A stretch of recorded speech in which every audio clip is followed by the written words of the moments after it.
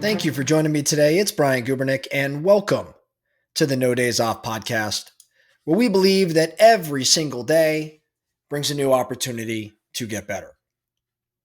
You know that little voice in your head that sometimes shows up when your actions don't line up with what you believe. We all have been there. Some of us maybe more than others, but we've been there where our actions, they don't line up with what we say that we believe.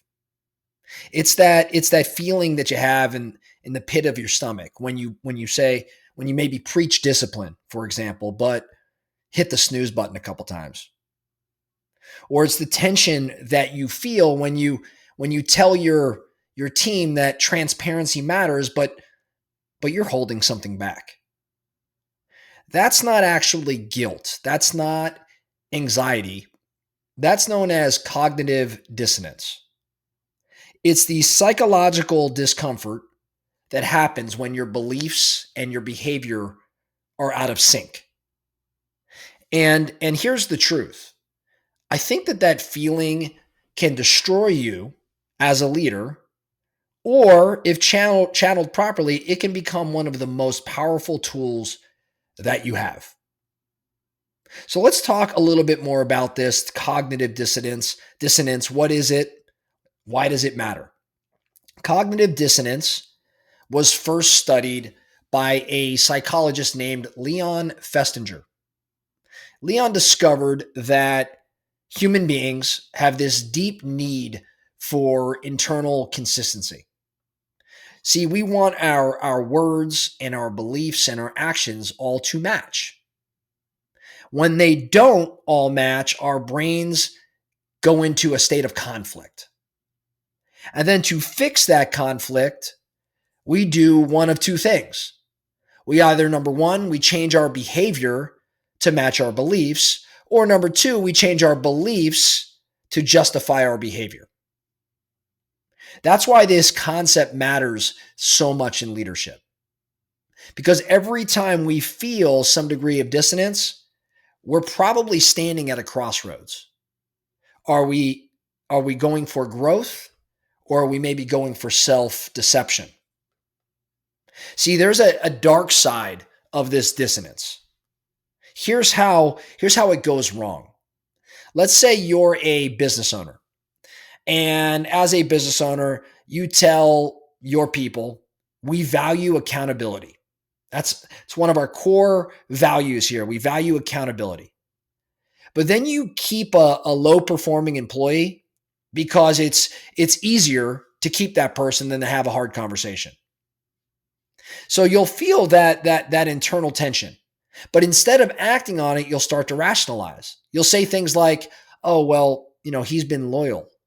Or "Hey, she just needs more time." See, that's cognitive dissonance resolving itself in the wrong way. You protect your ego in a scenario like this instead of your integrity. And I think it happens everywhere. The CEO that defends a bad investment because admitting the mistake hurts his or her pride. Or the salesperson that exaggerates performance data because they're trying to protect their own self-image. Or the parent that yells at the kid and then says, well, they needed to learn, instead of maybe apologizing. See, when we choose justification over honesty, dissonance quietly erodes our credibility, and it also erodes our self-trust. Now, that would be the bad side of dissonance, but there is a good side of dissonance. Let's flip this a bit. That same discomfort can be incredibly productive if you use it the right way. It can be your internal truth detector. It's the mind's way of saying, hey, something doesn't fit. It's time to align. Think about when you've had a realization like, I say I care about my health, but I haven't broken a sweat in a month. Or I tell my team that culture matters, but I'm the one showing up late. Or I preach family first, but I'm always on the phone at dinner. That tension, that voice is the very thing that can push you towards change. So the best leaders I know, they don't avoid that feeling. And this is a really important point. The best leaders, they don't avoid that feeling. Instead, they chase it.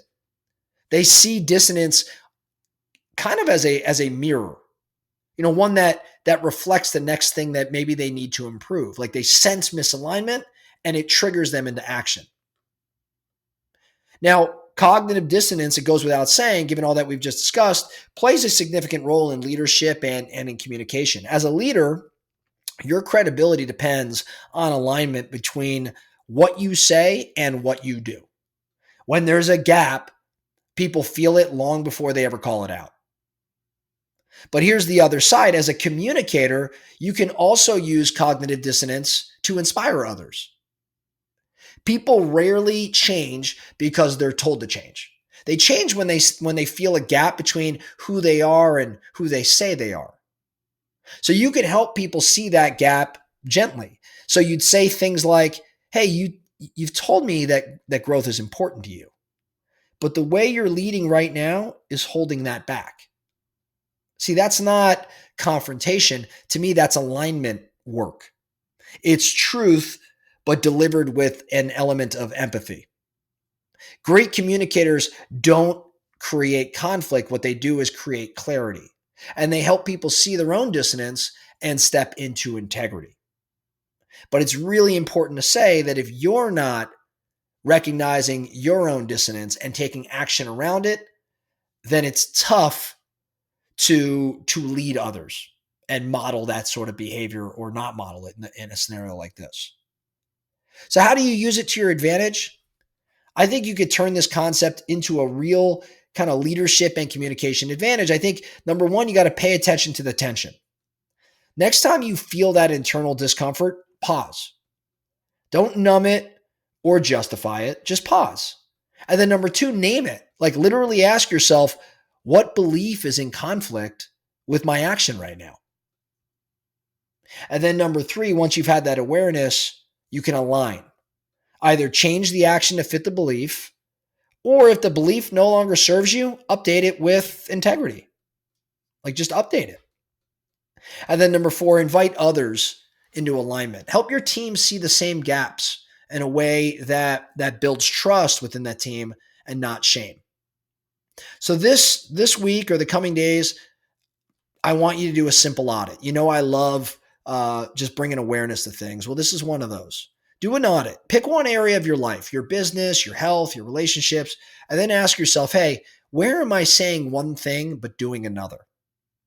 Where am I saying one thing but doing another? That's your signal, okay? Don't ignore that. Don't defend it. Just go fix it. Just go correct that. Close that gap or eliminate that gap altogether.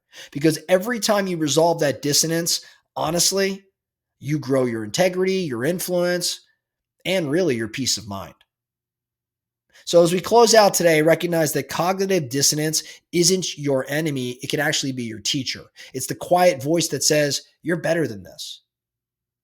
Ignore it and you're going to drift towards delusion, but face it and you step closer to the truth. And as a leader and as a communicator, as a human being, there's no greater power than that kind of alignment. That's all we have for you today, the No Days Off podcast. Thank you so much for listening. And remember, every single day brings a new opportunity to get better. So let's get after it.